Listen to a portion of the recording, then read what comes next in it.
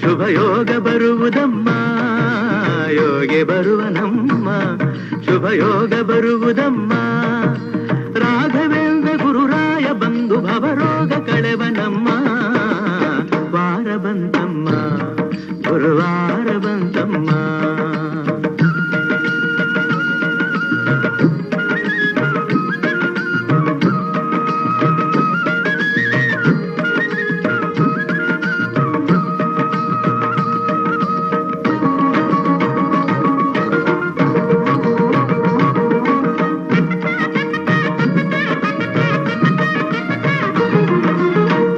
ತೊಳೆಯಿರಮ್ಮ, ಭಕ್ತಿಯ ಮಳೆಯ ಹಾಗಿರಮ್ಮ, ಮನವ ತೊಳೆಯಿರಮ್ಮ, ಭಕ್ತಿಯ ಮಳೆಯ ಹಾಗಿರಮ್ಮ.